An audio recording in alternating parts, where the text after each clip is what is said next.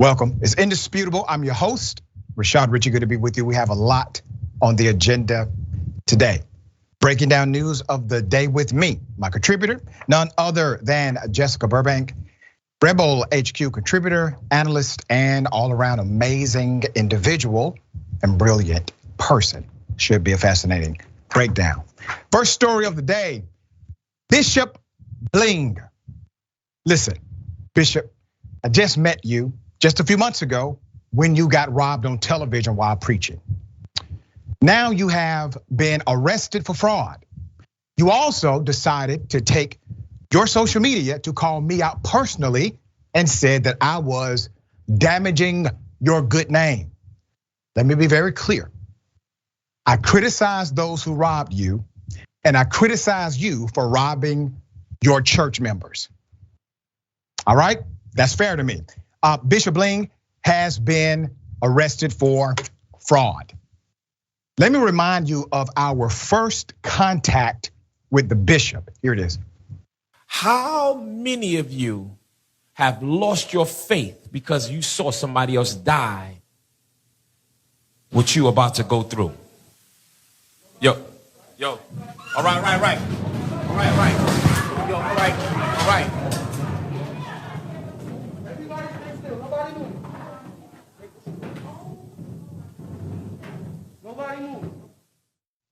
All right, horrific situation. Many thought it was actually a coordinated robbery. However, the evidence did not bear that out. It was a tragedy for something like that to happen. But then just a few weeks later, this happened.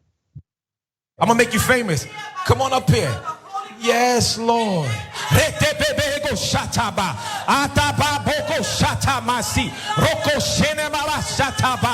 Yeah. Glory to God. Now remove her out of here.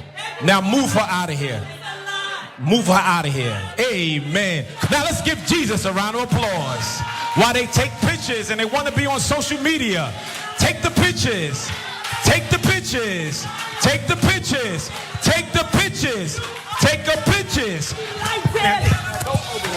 Now go over here. Grab her. Okay.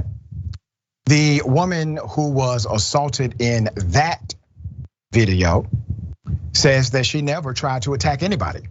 She was actually doing research for a book that she's writing about charismatic preachers. What's interesting to note is that the bishop went from speaking in tongues, which by the way, according to Christian doctrine, is an expression of high spiritual dynamics inside of an individual. That means they have obtained a spiritual maturity and they are close to the divine. So literally this bishop went from speaking in tongues to choking a woman in his church within seconds. Now, that same bishop, let's put his picture up full mass. The man who likes to wear, according to him, about $1 million worth of jewelry and drive a Rolls Royce to an impoverished neighborhood every Sunday. Brooklyn Bishop Lamor Whitehead is facing federal fraud and extortion charges. Controversial bishop, 45 years of age, has now been arrested on federal fraud charges after church members alleged he deceived them out of thousands of dollars. The clergyman dubbed the Bling Bishop, who said he was robbed of $1 million worth of jewelry while preaching during a Sunday service, may face up to a maximum of 65 years in prison if he is found guilty. Now let me say this, let me be very clear, okay? To the bishop, I do not besmirch you because you are a preacher. I do not criticize you because you are a man of the gospel. I criticize you because when all of this went down, one of your church members, one of the more elderly members, came out and said that you robbed her, basically. Her details were striking. I believed her over you. And that's when I decided to engage you in a different way.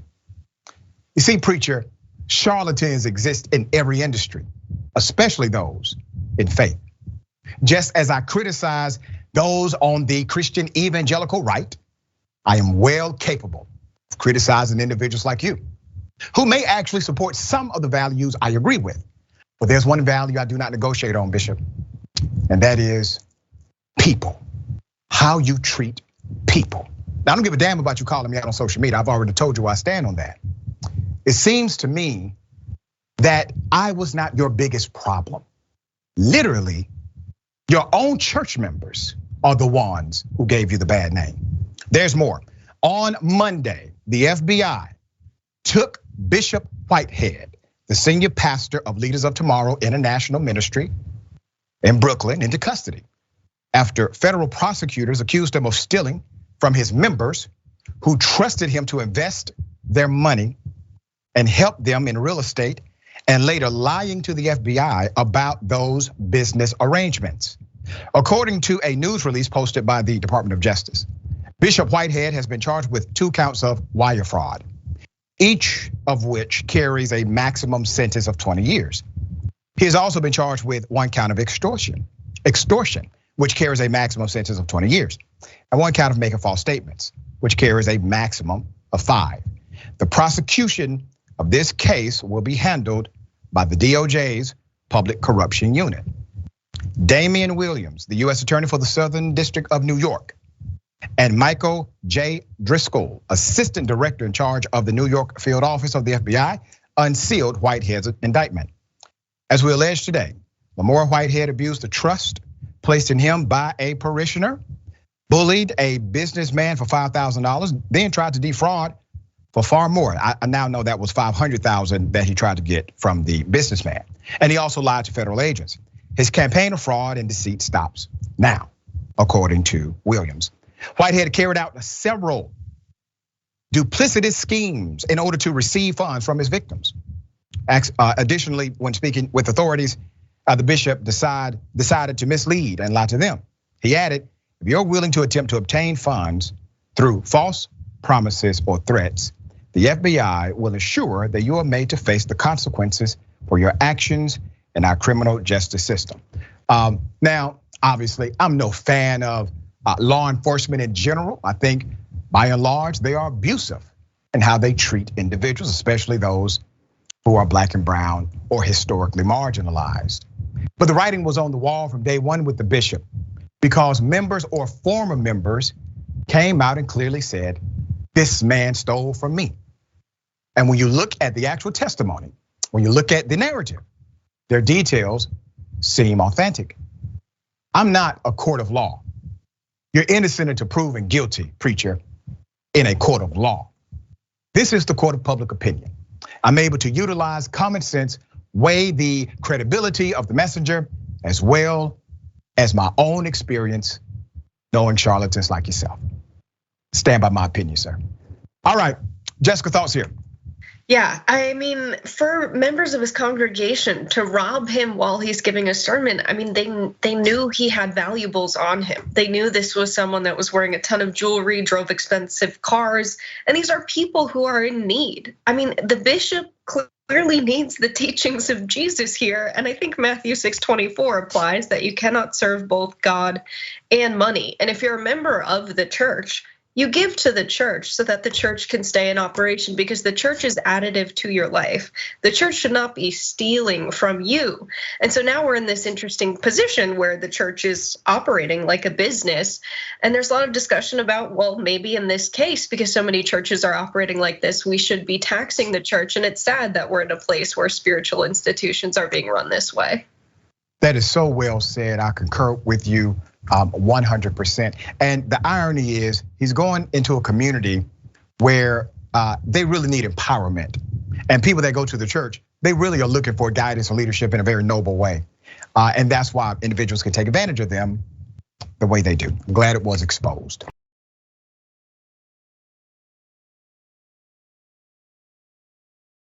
Okay. A man receives a $130,000 settlement. He was beaten by Miami cops. Let me give you a recap of that. Here it is. And I'm so grateful that in this case we had the video surveillance. Video from the night of June 28th, 2019 is what attorney Jordan David attributes to 29-year-old Cody Wade of North Carolina being awarded $130,000 settlement from the city of Miami Beach in his excessive force lawsuit against police. Why would it take multiple officers to have to seize him, tackle him, and start applying for. The night of the incident, Wade was at the Mango Tropical Cafe when security asked him to leave for disorderly behavior. Police were called and were seen on body cam video asking Wade to leave. But moments later, Wade is seen on video jogging and runs into the officers. That's when they aggressively take him down, arrest him, punch him several times, then drag his limp body across the street. Closed fist punches, multiple strikes, the type of vulgar language that suggests a brawl as opposed to some orderly process of the law. Wade was left unconscious and was later treated at the hospital before taken to jail and charged with resisting arrest and trespassing, although those charges were later dropped. Let me put up one of the pictures full mass to show you the carnage that was visited upon this man. After being punched several times and arrested, Mr. Wade's body became limp. He couldn't walk. So they decided to drag him. Meanwhile, one of the cops is heard saying, and I quote, "Get up or we're going to drag you across the street." The officers did obviously follow through. He was still handcuffed. His hands were still behind his back. In the lawsuit filed, it says Wade was left lying unconscious on the curb of the street for several minutes, while the Herald explicitly indicates Wade was unconscious in the street for 12 minutes until paramedics arrived. After paramedics arrived, Wade was taken to the hospital and given Narcan. Narcan, a medicine used to reverse the effects of drug overdose, although he says, "I didn't have any drugs in my system. I wasn't using any drugs." That's according to an official court document. The attorney for Mr. Wade says Wade suffered injuries from this incident and is still dealing with them currently, although he declined to reveal his client's medical records in detail. These injuries are going to be long lasting, if not permanent, the attorney said. The city of Miami Beach approved to settle Wade's lawsuit during a September 28th commission meeting. Now, okay, let's address the elephant in the room. $130,000, not enough. Not enough at all, not even close, especially when you're talking about injuries that are either A, reoccurring, or B, 100% permanent. There's more, Miami Beach Police. There's another ongoing dynamic here. Okay, let's put up the pictures. These are pending lawsuits at that same department. They are accused of excessive force, including a July 2021 arrest of Delonta Crudup and Khalid Bond, a story that we actually covered. Mr. Crudup was handcuffed. Officers kicked him, slammed his head against the ground while he was handcuffed. Current Miami Police Chief Richard Clements became chief back in July 2021. Mere days after the incident occurred. The chief said of the two individuals, and I quote, "This is by no means at all a reflection of the dedicated men and women of the Miami Beach Police Department. Moving forward, I can tell you that my staff and I promise you, as individuals and as an agency, that we will learn from this and we will grow from this." Well, chief, that growing process is taking a while here. There continues to be offense after offense. Now we can solve this legislatively. How? George Floyd Policing and Accountability Act is a good start. It would allow us to peek into the background of every cop, all of their disciplinary records. But we don't have that. Democrats didn't push hard enough. Republicans did not give a damn about getting it done. Even though 94% of Americans, all Americans agree that police reform, not criminal justice reform only, but specifically police reform is required. It is a bipartisan issue at its core. It strikes people that are political and apolitical, that are young, not so young.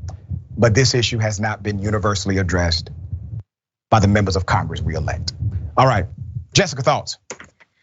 Yeah, the way he says this is not a reflection of our police department really strikes me, because it's a reflection of behavior that's exhibited in pretty much every police department across the United States of America. Like I'm thinking of Quandary Sanders in Lawton, Oklahoma, who was shot, and then it's a standard practice after he's been shot to handcuff him as he's bleeding out And then he was dragged by his ankles, and it's all on the police body-worn camera footage. Officer Hinkle was the officer who did that. And then that's obviously cruel and unusual punishment for someone who's not even been convicted of a crime, someone who's just being arrested by the police. And then now the police have to pay out $130,000 because they were sued as a result of this. The police departments are defunding themselves because of their violent tactics that are standard practice. And really, we need a lot to change. And I really think the George Floyd Policing Act is a perfect place to start. Absolutely well said.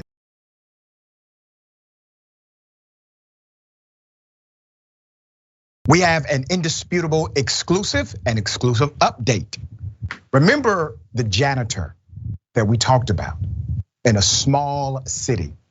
He, according to him, was called the N-word by an administrator in the school.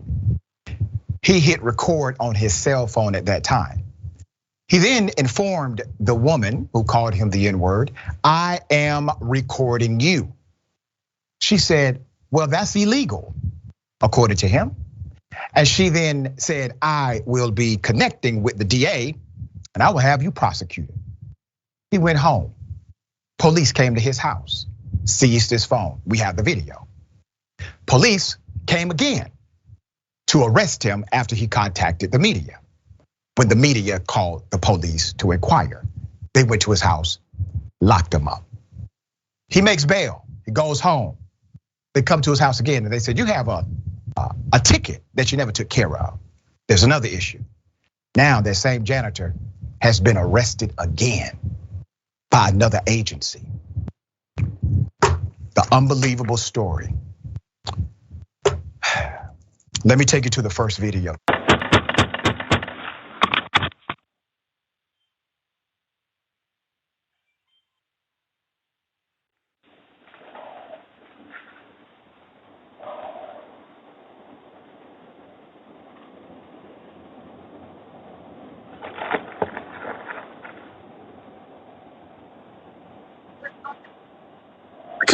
How can I help you? Come answer the front door, please. Receiving calls from here. No one called you. Again? Why are you here? Because you called us. Nobody called you. Yes, you did. Nobody called you, sir. Well, I confirm with you, so please come down to the front door. I'm asking you why you here. I already told you because someone called us here. Nobody called you, sir. Well, come to the front door. That was the latest incident. According to the police, somebody magically called them to the house. The man in question said, "Nobody called you from this home. Why are you here?" Now remember the context. They have already harassed this man multiple times. And then they come to his home at 2 a.m. All right, so let's put this picture up full mass. And I'm going to give you some more background and a foreground, all right? Custodian at Poconos Mountain West Junior High School in Pennsylvania, his name is Galvin Dudley, was arrested on December 8th for recording a conversation with another employee at the school. Last night, he contacted Indisputable and said he was arrested again. Now let me take you to the second video, because according to Mr. Dudley, the police forced themselves inside of his home without a warrant. Here it is.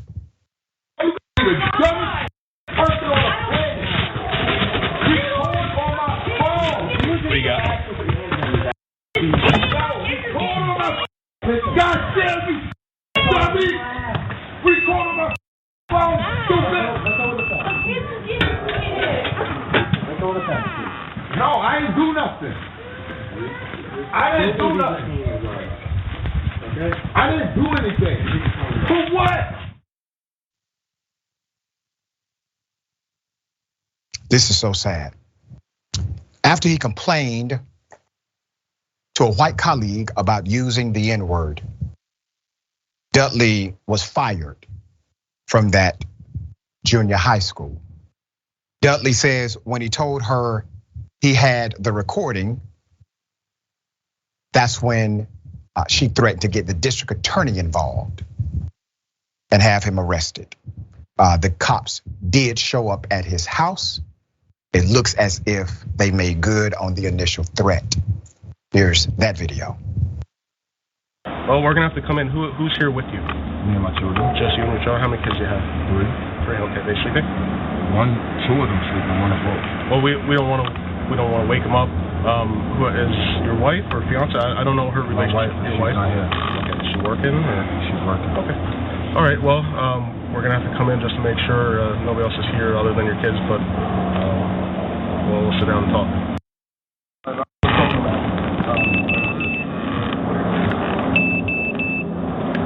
Morning.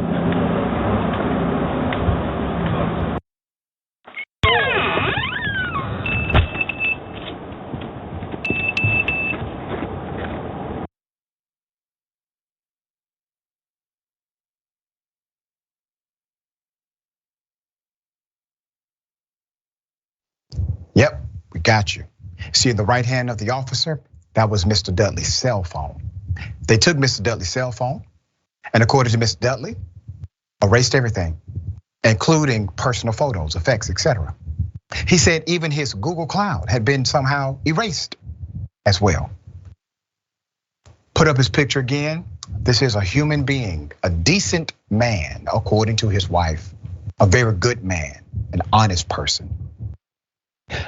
What caused this whole thing? A student lost a wallet. A student lost a wallet. Dudley says the administration requested that he come to the office for computer training. So he gets to the office. He says he was actually excited to learn a new skill. It was a setup. They then accused him of taking the wallet from the student. He said, I took no wallet. Don't have a reason to take a wallet. No wallet was found on him. And out of all of the arrests, ladies and gentlemen, since that incident, you know the one thing he has not been arrested for? Stealing a wallet, okay? On December 6th, Mr. Dudley filed a written complaint at the police station about Detective Miller. Let's put up that official complaint. The complaint reads in part, on November 23rd, 2022, 2 detectives came to my house with a search warrant to search my home and vehicles. They took my phone instead of investigating the woman who used racial slurs and harassed me with disrespect and humiliated me. They violated my First Amendment rights. Now, Dudley faces many new charges after yesterday's pre-dawn raid at his home. Let's put it up. Dudley also received a ticket in the mail from the local police department. According to the police, he had a suspended license on December 7th, one day after he filed his complaint with the police department. Dudley did show Indisputable a valid driver's license that we confirmed. Let's put up this next one. The police detective, Lucas Bray, actually did respond to Mr. Dudley's complaint, saying the department's investigation, charges, search warrant, and traffic citation were all lawful. Here's the update. Pennsylvania state troopers came to Dudley's home at 2 a.m. December 19th, saying they were responding to 911 calls. Now, damn it, why in the hell are state troopers responding to a basic ass 911 call? Have you heard of that before? Up until then, it was one jurisdiction, now it's another one. There's more. Dudley was charged with 38 counts. Did you hear me? 38 counts of obstruction of law enforcement, 38 counts of calling 911 inappropriately on December 19th. He was also charged with resisting arrest. Dudley emailed a complaint to the district school days after, district school department days after the school meeting on October 13th. Dudley's email tells administrators he was called the N-word. And what happened? At a follow-up hearing with the school's attorney on October 24th, Dudley requested to play his recording of the incident. He said, okay, listen, we can just settle this down. The woman said the N-word, she shouldn't be around children. If you all think I stole a wallet and shouldn't be around children, this woman being racist should not be around children either. Let me go ahead and hit play. Everybody say, oh no, we're not gonna listen to that. That's illegal. All right. So he offered.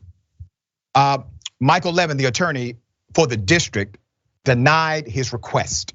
He said, no, you cannot play it.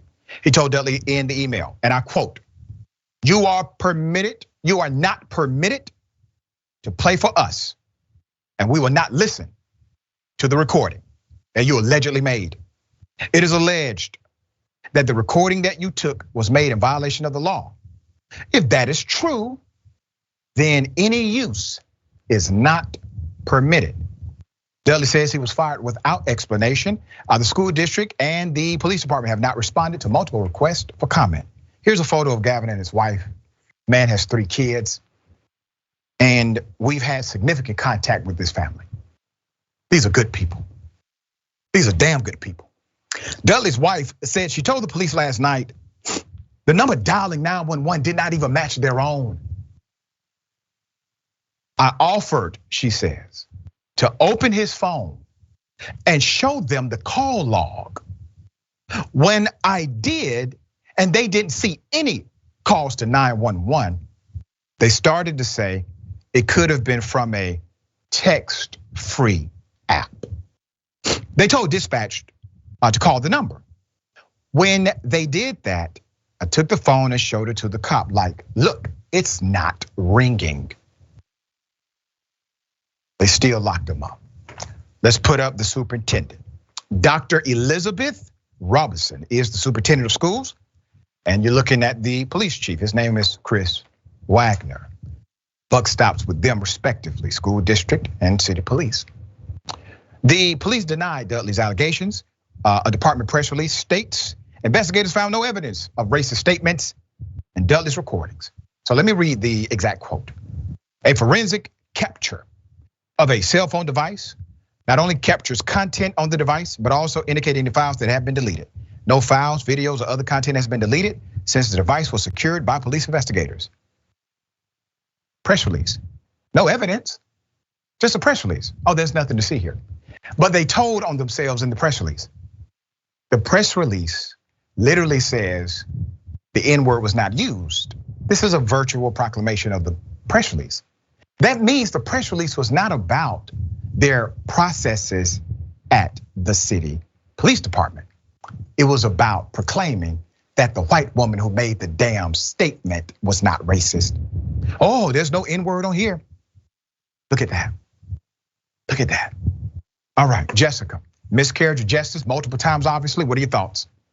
Yeah, this is just a whole string of events of someone doing the wrong thing for the wrong reason. And it starts with them accusing this custodian who cleans the schools of stealing. When I was a kid, I lost so many things that were me just genuinely losing things. It's how kids are. And so with no evidence of a wallet being stolen, why do we think this custodian was accused? Most likely because he was Black, considering especially she called him the N-word. Would he be recording if she didn't call him the N-word? Would she care about the recording and say that it was illegal for him to do it if she wasn't caught on tape doing something wrong? Would the cops be pursuing this and care about the phone if they weren't in defense of race? Would they go and search and seize property without a warrant if they didn't feel they could act with impunity? Would they then care about the traffic ticket if he was not the target of this clear racist goose chase? I mean, it's just one thing after the next. And my heart's really with the family because he's just been at the brunt of law enforcement being used in the worst way possible over the most petty accusation and racist behavior on the behalf of someone who is a public official. Yeah, while not conclusive, Indisputable has been in conversation with multiple attorneys who are interested in this case. So I just want to make sure I say that because many people are concerned.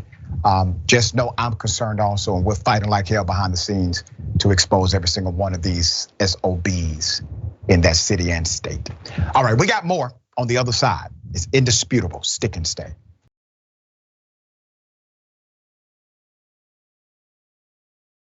All right, welcome back. I'm going to read just a couple of comments. I'm really pressed for time, but thank you all for joining the conversation.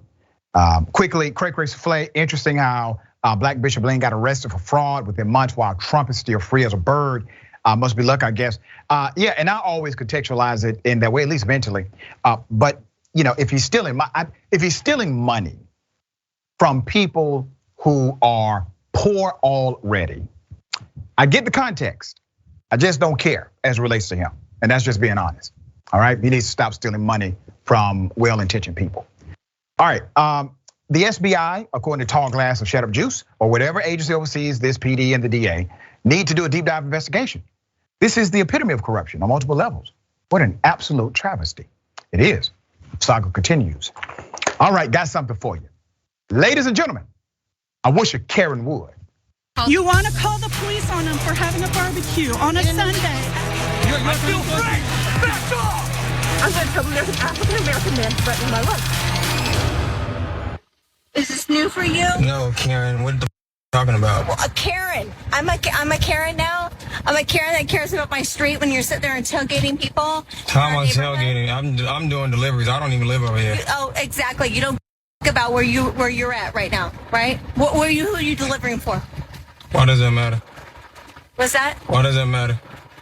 Why does it matter? Because my son can't even ride his bike in our neighborhood because people like you sit there driving around like a... I didn't tailgate anybody. You were tailgating. Who? I want tailgating the guy in front of me on our street that was trying to turn into his house. I'd like to know where you're living. I was not tailgating. We was delivering, hun. We. Here, I'll take what. I was not tailgating him. No, it's cool. Hey Siri, call 911. Call him. I wasn't tailgating him. Should I call emergency services? You literally chasing me down the street. Hey Siri, call Wilco. Non-emergency. Just to confirm, you'd like to call Wilco non-emergency? Yes. Calling Wilco non-emergency. I'm gonna go do my deliveries, so you can do what you gotta do. I have more video, but let's highlight an ironic dynamic already. She says, you were tailgating the person in front of me.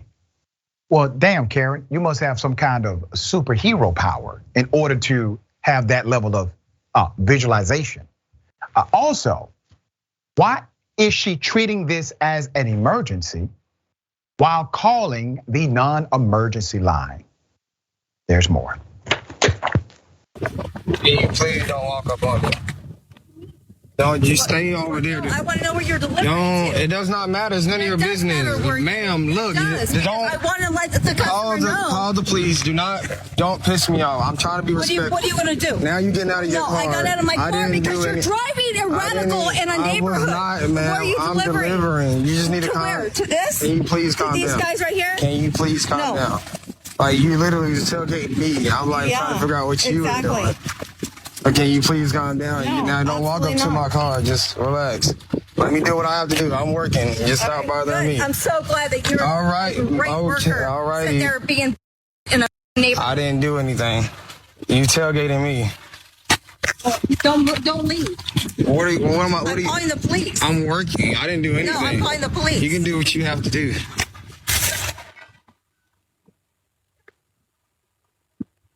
Ma'am, do not follow me. These are my neighbors. Do not. My neighbors. That's fine. Well, now you're doing too much. Now you're invading my privacy. I'm not invading your. You are. Do not follow me. Let me work. You're not working. Yes, I am. What else are you? How are you going to tell me? What is your problem? My problem is the way that you're driving in our neighborhood. Ma'am, I'm making delivery. I was driving normally. Go ahead. I'm making a delivery. Deliver. I'm not welcome around here or something? What do you mean you're not welcomed around here? That's what it is? No, you're driving in our neighborhood. I'm not. I was 25 miles an hour. I was driving normally. You're the one tailgating me. Because that's how you were driving. Now it's because, no, it was not. I'm driving normally. You're tailgating me. What are you talking about? Hi, yes, I am in the middle of a situation in my neighborhood because of this guy that was driving radical in our neighborhood. Radical? Okay. This is actually a very dangerous situation. And we've highlighted these things before. The weaponization of 911, the weaponization of whiteness, and the weaponization of white panic. They could be tears, anxiety in the voice. The reason why Karens call 911 is because typically 911 did exactly what they needed them to do. It was a hand in glove relationship. Now, is that starting to change? Of course, with more diversity in police departments, people are more aware, and also individuals are starting to record. Good stuff. It doesn't mean it has been eliminated. Now, in this case, literally the only person that admitted to a criminal act was Karen herself. She's the one in the video who admitted to a criminal activity. But see, she's justified because she was trying to protect her neighbors from a black man inside of the community. There was a time in this country where that would have been perfectly allowable. As a matter of fact, the whole dynamic of this Karen stopping this young black male, and listen, don't ever fall for the narrative that they are afraid of black men. Never. Does she seem afraid to you? Of course not. She wants to put him in his place, and she's perfectly, she feels safe enough to approach him. She's perfectly okay. Until she calls 911, there's a panic. Now, remember, all of this is about freedom. The highlight is, where are your freedom papers? You have no right to be in my community. Give me your reason. You don't have to provide that. But according to many Karens, you do. Let me give you some background. Let's put his picture up. Big ups to this brother who kept his cool and professionalism, and he was courteous, just a dynamic person, obviously, all around. According to the poster of the video, who works for Instacart. It was in Austin, Texas, according to the post. It happened earlier this month. He said prior to the video, the woman followed him for 2 or 3 blocks in the neighborhood, and it wasn't her direct neighbors. The people he was delivering to in the neighborhood were black customers. When the black neighbors came out to ask what is going on, other white neighbors came out and started asking Karen questions. The poster suspects that Karen was drunk because the people she called ended up being in the inbound lot. If you want to get further information on the incident, you can always follow this young brother at Christensen 388 on TikTok. There it is. Okay. Once again, he handled this very well. All right, Jessica, thoughts here. Yeah, he handled this so well. He's so nonchalant through the whole thing when he has every right to be angry from the very start because she has no business getting in the way of him getting this delivery on time. And finally, you realize why she's upset when she says it's her neighborhood. And he puts it together well, and he's definitely correct to say that she's just upset that a black man is in her neighborhood. And it's funny at the beginning of the tape when she says, "Oh, so I'm a Karen because I'm caring." No, Karen and caring are 2 different things. Right. She is a caring person, someone who is caring too much about black people being around and being at peace, and instead she should be minding her own business. But Karen, of course, is a pejorative word, and she really needs to learn to keep to herself in public, because you're absolutely right, this is weaponized. And he's nonchalant through the whole thing, but you can hear the concern when she's trying to get law enforcement to arrive, because we all know how this could end for him if she tries and makes it seem like he was the one harassing her, which is oftentimes what these Karens do. Once the cops show up, we know that they're the ones initially aggressing the situation. He wasn't even tailgating her. She didn't even accuse him of tailgating her. And so it's a ridiculous situation. I concur.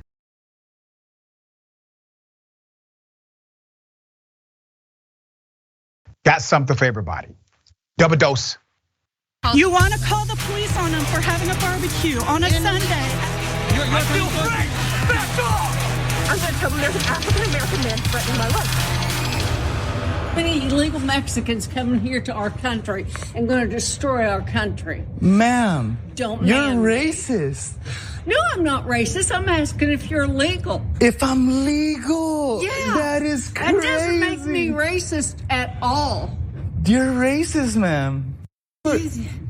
Me. Yeah. No, I ain't helping you with that. I'm racist, right? You're racist. No. out of here. Absolutely, that'd be great. There's more. Here it is. You're crazy if I'm legal. If I'm legal, man. You are crazy. He's a woke person because I asked him if he was legal. All of a sudden I'm racist. Apparently you don't know what racist is. If I'm legal, do I look Mexican? What do I look like? You look like a stupid It does do his job. You're racist, ma'am. Get the out of my house so I'll call the cops. Call the cops. I just did your carpet. That is crazy. Yeah. Insane. So obviously what she said was racist. Her actions were bigoted. The other male who's with her, he realizes how racist she is. He says, listen, go, leave. I don't know what it takes to be in proximity to a Karen on a regular basis, but I'm sure it is not an enlightening experience. All right. We're not sure exactly where this happened. We think it may have happened in Phoenix. The video was taken down pretty quickly, but we were able to capture it. Let's put up the picture full mass of the Karen here. She's still at large, ladies and gentlemen. If anybody knows this Karen, it is time to have an intervention with your auntie because she's in these streets living reckless. All right, Jessica, thoughts here. Of course it was racist. I mean, if you were genuinely concerned, if this person had the proper, paperwork to be working in the United States and you were hiring them for a job, you would have asked them that question maybe before they finished doing your carpet. By her asking this at the end, it's very obvious that she's racially profiling him, thinking that he's Mexican because she says, "Are you an illegal immigrant from Mexico?" She literally says Mexico in her statement there. That's why you know it's racism and not her asking a simple or necessary question. And the guy she's with saying "shut up and go" indicates to me that this might not be the first time something like this went down with her. Yeah, it was all in his voice. Yeah. His voice said, "Here we go again." All right, we got more on the other side. It's indisputable. Stick and stay.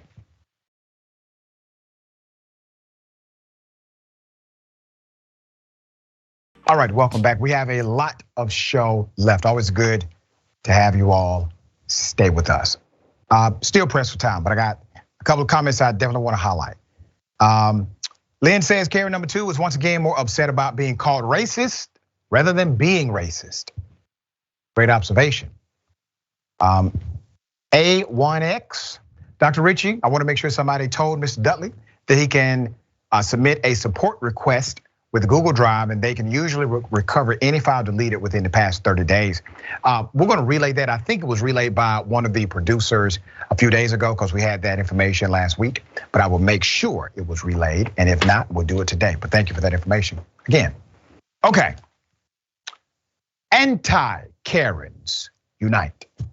You're screaming at employees at Walmart. Get out of here. Not racist. Yes, it is. No, it's not. The United States doesn't have an official language, jackass.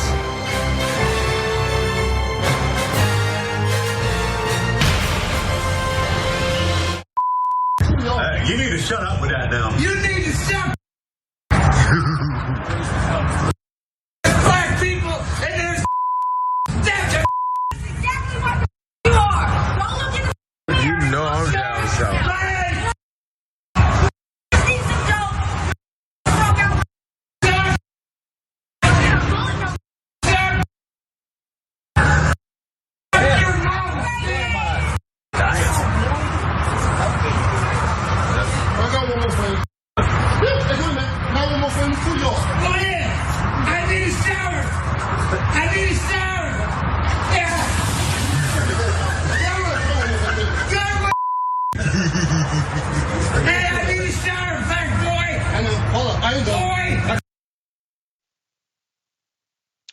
So usually I'm against assaulting a person in a wheelchair, completely against it. But let me submit something to you. The statement was, there are black people and then there are N-words, is what he said. And he continued to shout it over and over and over again. Here's what I saw. After he did that, he then requested that he needed water because he needed a shower. And there was an individual who literally was able to accommodate that particular proclamation. He said it out loud. All right, that's called an affirmative defense if he goes to court. But the reality is this, cause and effect. I do not condone violence, but there is a cause and effect relationship with things you put out in the universe. And if you decide to go around and call everyone the N-word, well, there may be a consequence. There was no actual damage. He was not injured. The person could have obviously done some actual damage to him and he did not. I do hope all of the individuals who live there can reconcile, because it's friction like that that can lead to an outcome 100% irrevocable. All right, Jessica, thoughts? I hope the water was cold. I really do. I hope the water in that bucket was cold. Listen, when people talk about folks being violent, sometimes people are acting in response to aggression. Oftentimes people who are addressing folks that are acting in terribly racist ways, their response is an anti-fascist response. Wherever you're fighting racism, and I always say you've got to put out the small brush fire so that we don't have a wildfire. And with the bucket of water, this happened pretty literally in this case. That's right, it sure did. All right, no one was actually injured during that anti-Karen moment.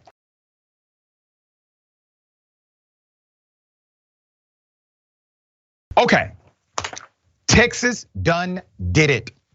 School officials can now carry guns inside of the local school system.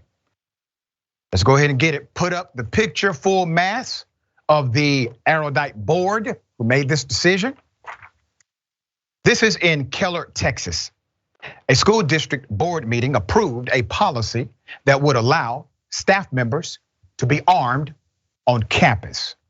On December 12th, the Keller Independent School District met to discuss their Guardian program, a program meant to defend against an active shooter until police arrive. This comes in the wake of the May 24th Uvalde shooting that killed 19 children and 2 adults at Robb Elementary. Now, what they're saying is if a teacher would have been armed during that Uvalde shooting, all of those children would not have been shot. Well, let's analyze the data. The police who were armed and trained and had protective gear, they failed. They did not execute their duties properly. So you're telling me that all of a sudden a school teacher is going to become Rambo, untouchable, fearless, no training, no equipment, no gear, no backup. But that's your plan, creating a false sense of security for those who are around that teacher or administrator. Here's something else. The reality is, at the Uvalde shooting, guess what? It was a parent, multiple parents actually, who broke through the barrier of police. They were unarmed. They saved children, unlike the police did. So what does it take, a gun? No, it takes heart. It takes heart. Also, insurance companies typically will fail to insure a school district after this policy is passed. The reason is because they are afraid of either A, teacher having a bad day, or B, a student getting their hands on wherever that gun is located inside of that school, because it's on an untrained person. There's more. Prior to the vote, the district sent out a survey to analyze reactions. All right, this is testing the political winds. 35,000 recipients received the survey. It included parents, teachers, and community members and leaders. Only 9% responded. Out of that 9%, they still chose to move on with the policy anyway. Under the new policy, this is the new rule. Under the new policy, some employees would become guardians voluntarily and would have to meet certain firearm training and other requirements. District leaders could remove the employee's authorization status at a moment's notice. Now, okay, maybe if you remove it, it's too late to be removed. Just a thought. Parents who attended the meetings, well, they had mixed feelings. All right, some of them supported it, others did not. And those against this measure believe this could further endanger their children. I concur with that sentiment based on historical evidence. We have reported on multiple situations where teachers, against the rules of the school, brought a gun. That gun ended up either going off or getting into the wrong hands. We reported on that right here. One board member who's against it is a retired teacher who pointed to a survey that found an overwhelming number of teachers were opposed to carrying firearms. When you have 848 people that say no, and you have 60 people who say yes, I think that speaks loudly, said board member Ruthie Keys. They don't give a damn about the teachers. They don't give a damn about the students, and they don't give a damn about the community. Universally, virtually all of these groups are basically against the item. This is a political dynamic. That's the only people who are for it. Those who subscribe to a political ideology and are empowered to execute. Politicians, they're the ones moving this, all right? Doesn't make sense whatsoever. Ironically, a teacher was actually shot by a student, is against arming the faculty. Now, this is a hell of a dynamic connected to the story. John Moffat, a retired Montana principal, was shot by a student. He's a teacher opposed to arming his colleagues. Imagine what would happen if you introduced into that scene somebody on staff carrying a weapon and running adrenaline charged into that, he stated. It's almost impossible for me to imagine that it wouldn't have been worse. Negligent discharge incidents, such as when a 6th grade Utah teacher mistakenly shot a school toilet when she recklessly placed it on top of the toilet paper dispenser, only support this sentiment. School teachers are remarkable people. My mother, who adopted me, is still a school teacher. She loves her job. She doesn't want teachers being armed. Know why? Because that's not what they signed up to do. You have resource officers, you have opportunity to engage, you have other services who are designed to do that. Also, teachers do have bad days. And what if there's a fight in the school? What would have ended in a fight being separated now ends in a student getting shot by a teacher because they have a gun on the premises and they feel as if they have the authority to use it anytime they are threatened. This is bad. There are 3 states where legislation like this is always tested first: Georgia, Florida, and Texas. There's some ambiguity with Mississippi and Alabama, but you're guaranteed those 3. Now Texas has it.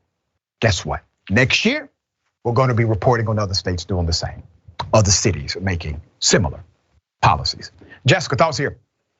The idea that you could arm teachers and give them more training and more duties than they already have is insane. These are people who have to get master's degrees and special training on top of their degrees to do their jobs. To be a police officer in the United States, it's about 821 weeks. Compare that to 5+ years of higher education for the teachers. And then you're gonna make them have firearms? Instead, we should just be investing in building new structures for community safety, training new individuals to protect us and keep us safe, who have the heart to do so, who have children in those schools and roots in those communities and actually want to protect and serve the community. Well said. We're going to follow this saga. It's a bad idea. We will see how the implementation works. We got more on the other side. It's indisputable. Stick and stay.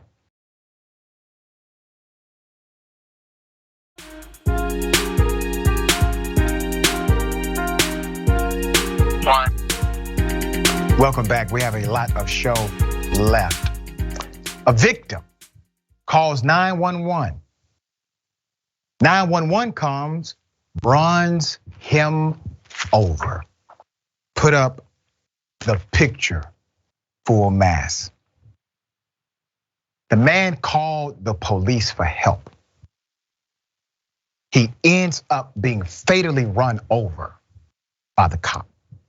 Let me take you to the video first. Here it is.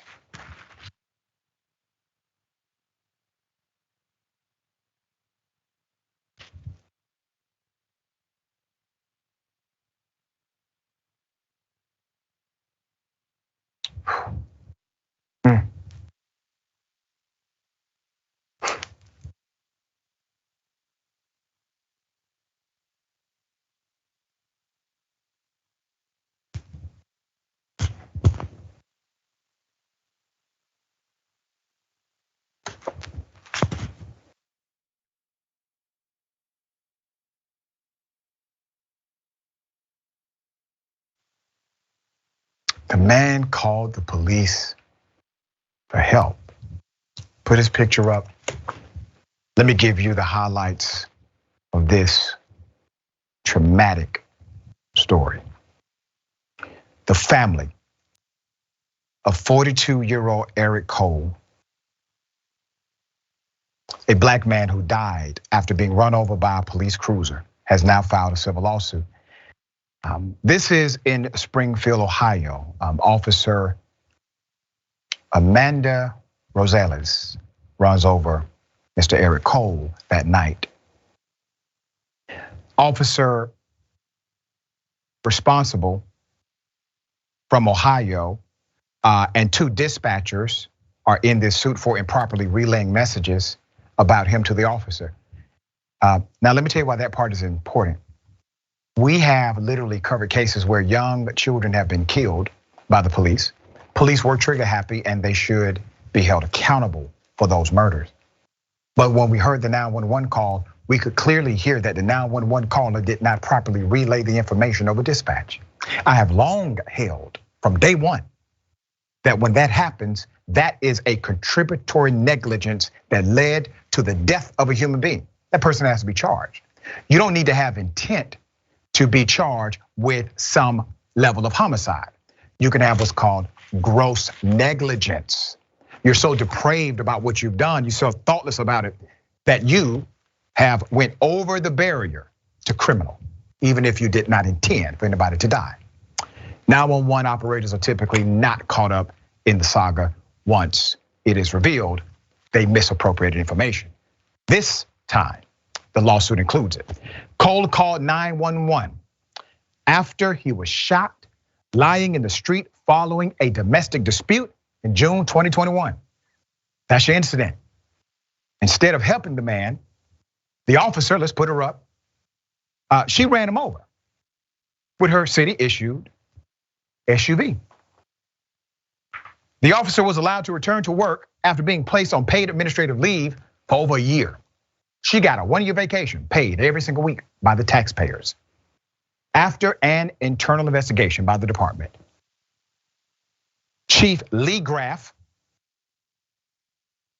and Ohio AG Dave Yost determined, and I quote, his death was tragic, but not criminal, chalking it up as an unfortunate accident, and the officer was not charged. Once again, they're playing games. They charge people every day with what's called non-intent crimes, meaning you don't have mens rea. You did not try to commit a murder, but your gross negligence did. That is still criminally chargeable. There are statutes to do so. Limited, but they are there. Attorneys Ben Crump, dear friend of mine, Michael Wright, and Rex Elliott filed the lawsuit on behalf of Joyce Wilson and Tellick Dennis. Wilson is Cole's grandmother and Dennis is his son. They filed this against the officer and Clark County dispatchers, Aaron Reynolds and Mary Hurge. The December 14th lawsuit is not only seeking compensation for the loss of life and the amount exceeding $25,000, but for law enforcement to be fully transparent with the family and the public. The lawsuit comes months after a grand jury failed to indict those involved in the case. The attorneys also want the DOJ to step in and review the case to uncover any patterns or practices of implicit bias or excessive force. Because the emergency medics did not know he was hit by the police vehicle, he was never treated on site.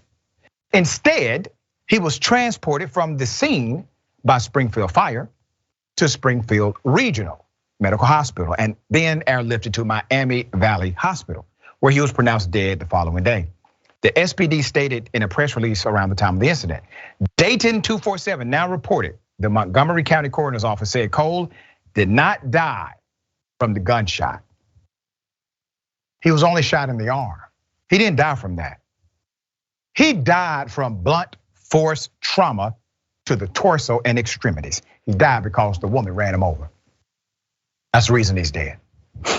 If he decided to simply not call 911, the brother would be alive right now.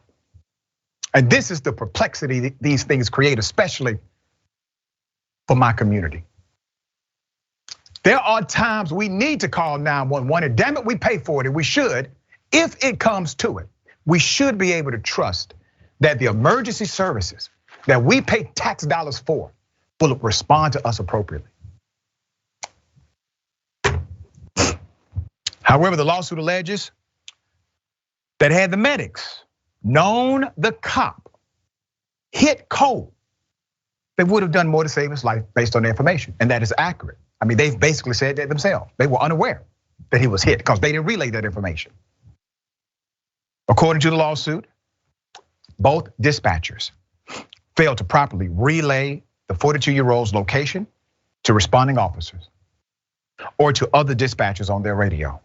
That's a violation of protocol. They're all supposed to do that. Court documents show both Reynolds and Hurd spoke to Cole after he was shot in the shoulder. He left the place where he was shot and called 911 for assistance.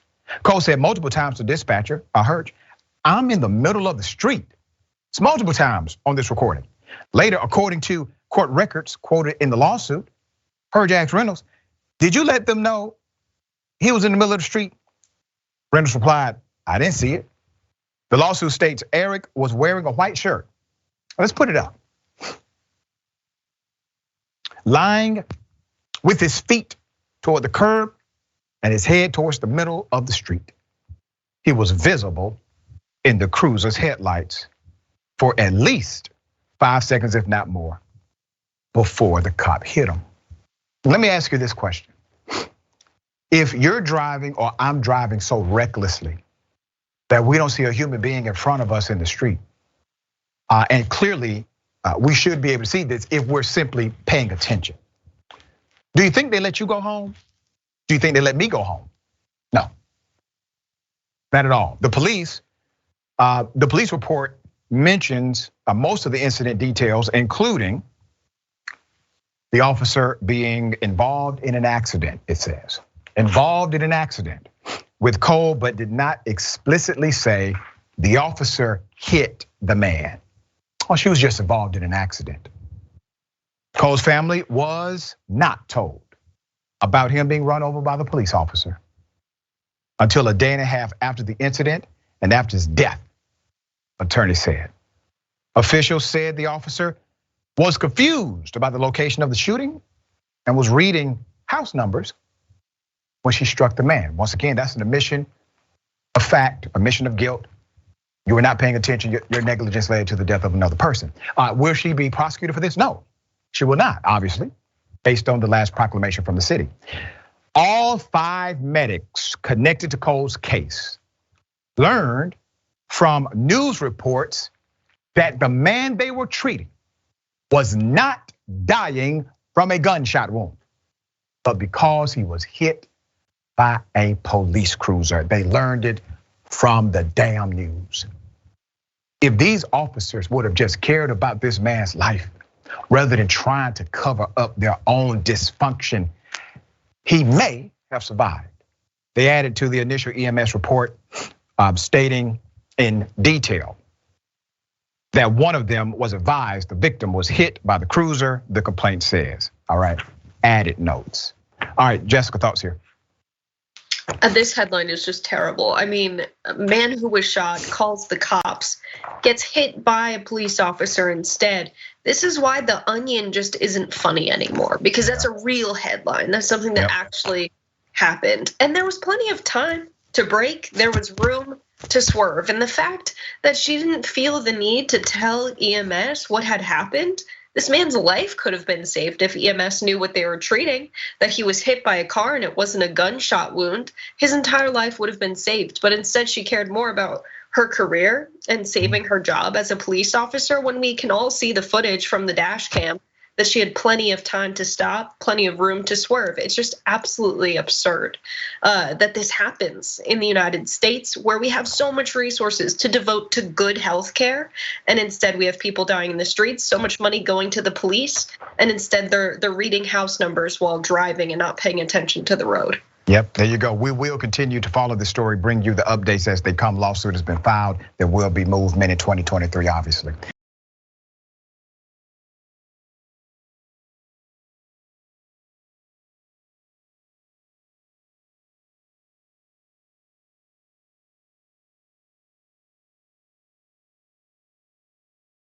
Okay, black woman decides to be a good Samaritan because she's a good person.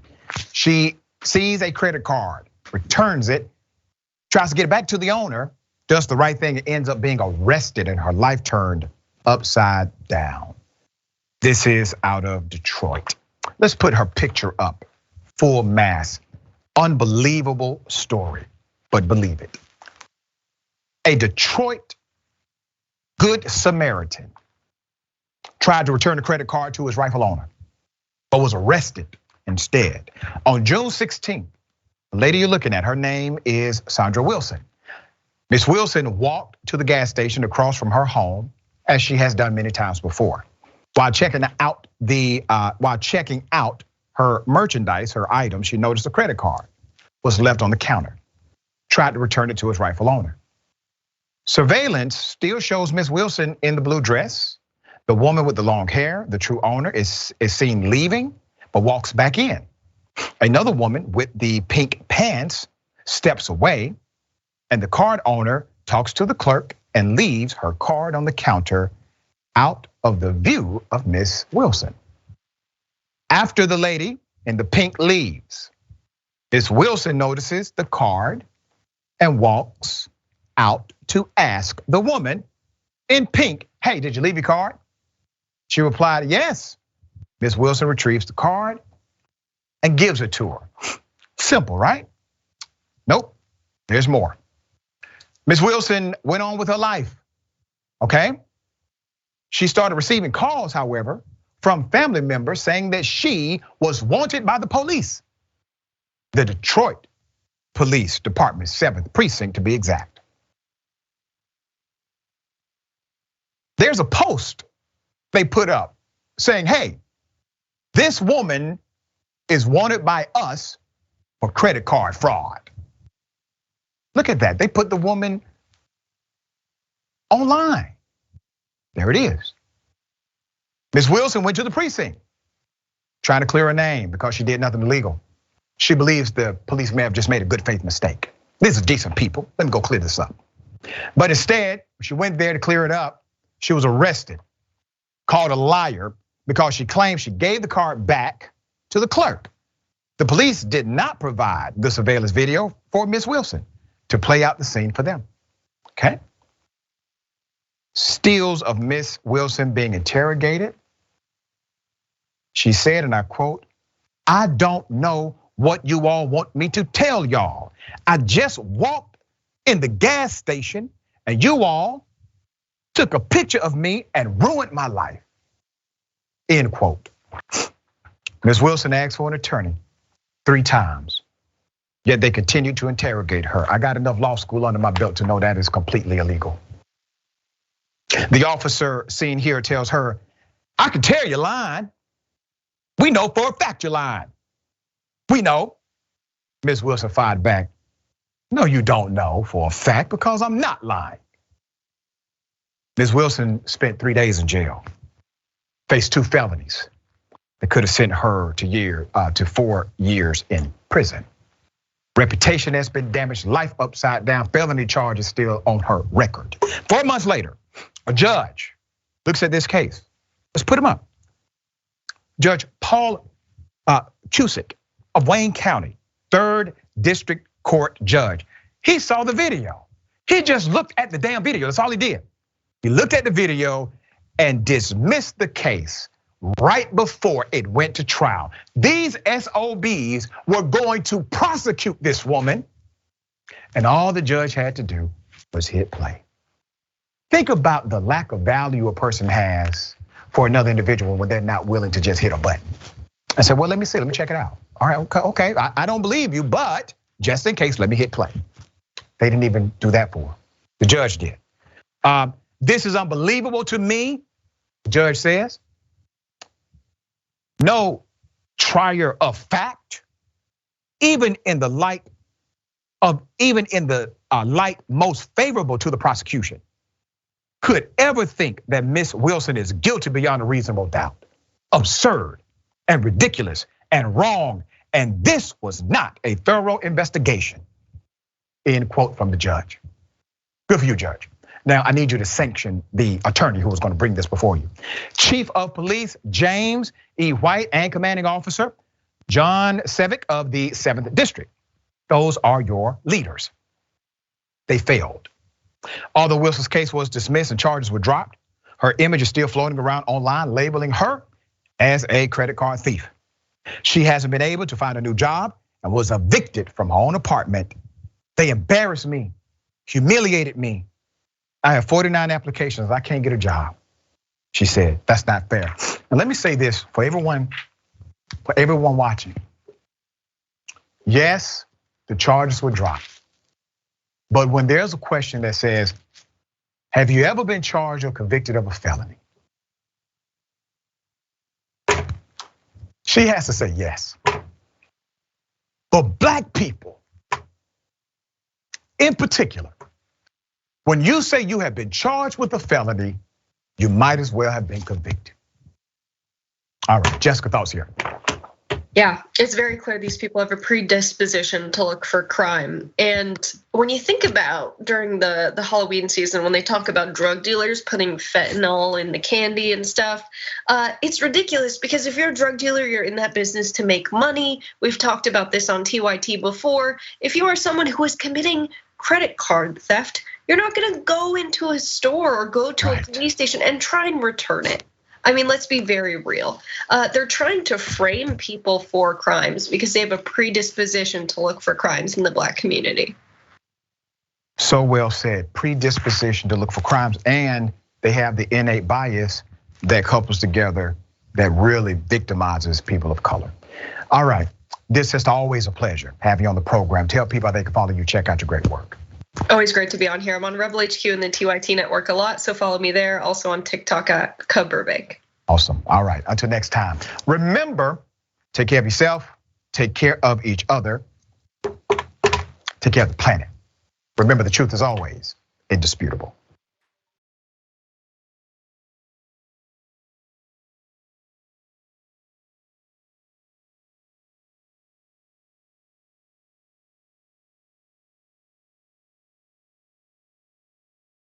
Welcome to Indisputable. I'm your host, Dr. Rashad Richey. We got a lot happening today. But what do we do on this show? We tell the truth. You know why we tell the truth? Because the truth is simply indisputable. Rashad, great to be here. Congratulations on the new show. And I gotta let everybody know that Rashad and I go way back. Here's the pattern that we see in all of these Karen stories. They think they own stuff they do not own. Now, where does that come from? I don't know, maybe slavery. Maybe they think they should still own black people. This is what happens when Karens weaponize the police. When you're used to privilege, equality seems like oppression. It hits you in a certain way when someone is holding you against your will, treating you like you're a criminal and you're an innocent person. This is something that black people face no matter where they are. A stronger black economy lends itself to a stronger, greater economy. Don't think it's exclusive of you, it's inclusive of you. What's your beef with critical race theory? It adds more fuel to the fire of the racist tendencies that we already have. We have a generation of problem solvers that can remedy the problem if they are properly taught what the problem is. You know who created redlining in this country? It was a white liberal. I don't give a damn who created it. If it's a racist policy, Shelley, here's what I don't know. I don't know. See, there you go filibustering, brother. You're scared of this truth, but you're gonna get it though.